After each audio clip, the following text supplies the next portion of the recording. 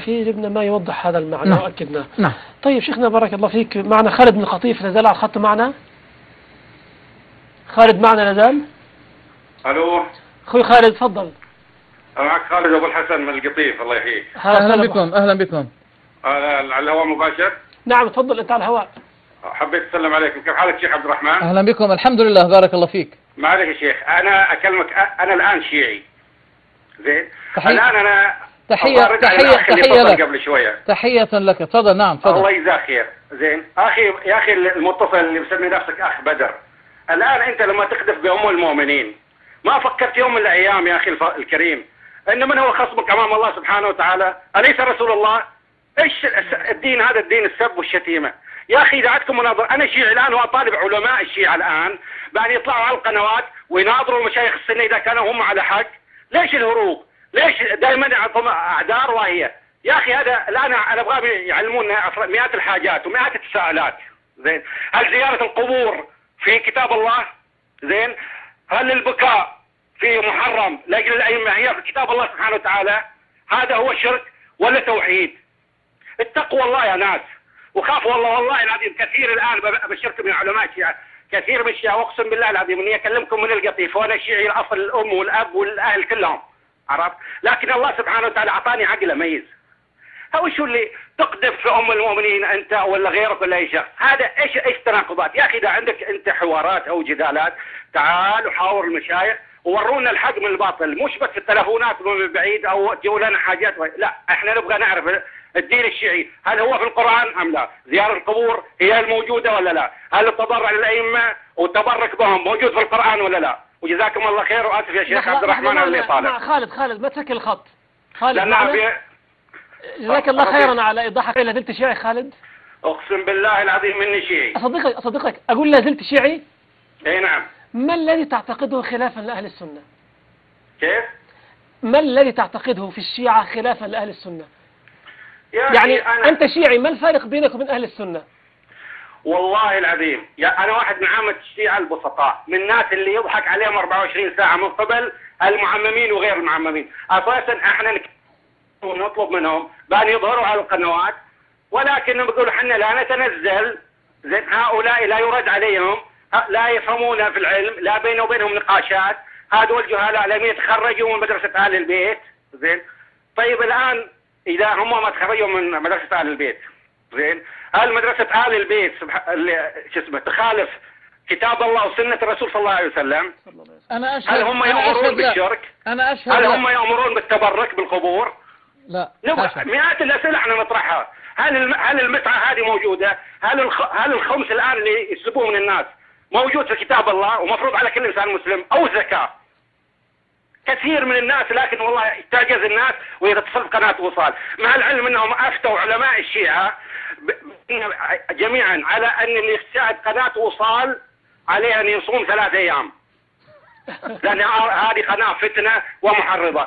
يا اخي هذه كلها هروب. احنا الان من الشيعة ونطلب الان من علماء الشيعة بان يظهروا على القنوات ويثبتوا لنا الحق من الباطل، مو بالتدليس وبالكذب وبالشتيمة، لعن وسب واخر الكلام. ممتاز. هذا مو هذا الدين اساسا. وكثير من الناس تسأل عن الحق. القرآن محرف. من اللي حرفه؟ الله سبحانه وتعالى يقول إنا أنزلنا الذكر وإنا له لحافظون.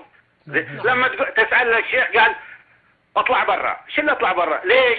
ويسكتوا عامة الناس بعدة أسباب، ومن ضمنها الراد على العالم كان راد على الإمام، والراد على الإمام كان راد على رسول الله، والراد على رسول الله كان راد على الله سبحانه وتعالى. طيب أنا منين أخذ ديني؟ أسأل من؟ طيب أخوي خالد جزاك الله خير على هذا التوضيح وعلى هذه الاعتقاد، لكن سؤال أخير معنا خالد؟ نعم. أقول لك أنت تعتقد أن سيدة عائشة رضي الله عنها أمك؟ القرآن صريح يا أخي، آيات الله صريحة. طيب يعني القرآن يقول كذا بس خلاف. تعتقد أنها أم المؤمنين وأنها أمك وأنها أم المؤمنين غصبا عن اللي يرضى، ولا كل إنسان هو يقول مؤمن يؤمن بالله وبكتاب الله، آيات صريحة كتاب الله. أسأل سؤال آخر. أزواجه أمهات المؤمنين، آية صريحة كتاب الله. جزاك الله خيرا. أسأل سؤال آخر.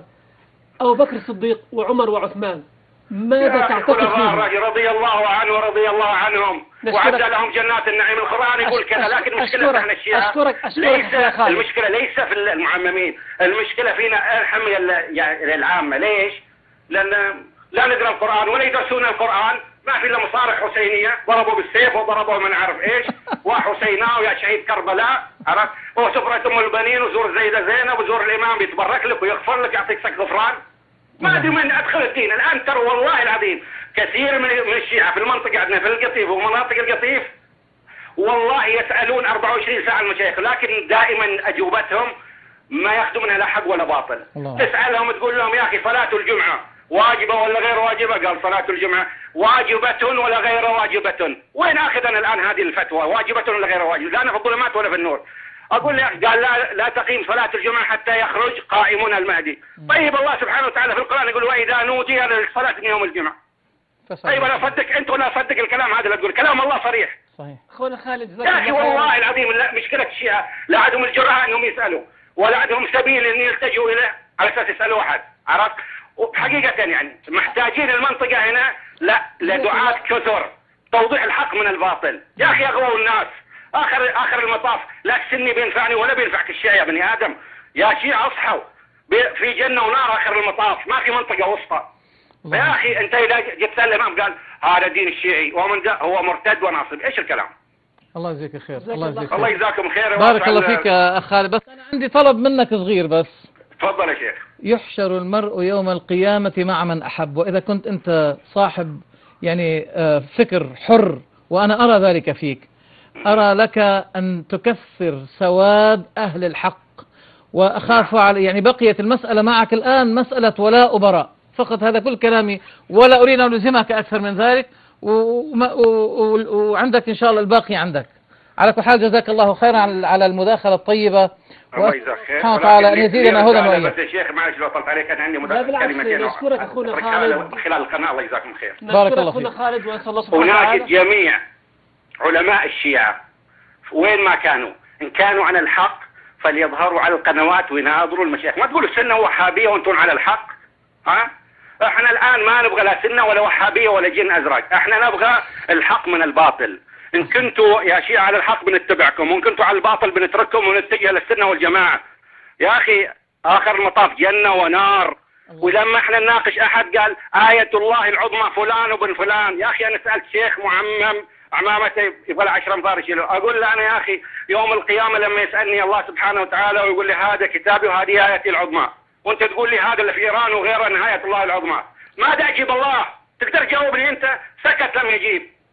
الله لا حول ولا قوة إلا بالله. جزاك الله خيرا وبارك الله فيك يا خالد. شكرا لك أخونا خالد على هذا الرد الجميل والرائع، كما ندعم صوت شيخنا أن الله سبحانه وتعالى يثبتك على الهدى وأنه يعينك على اتباع الحق وأن تكون من يكثرون سواد المؤمنين.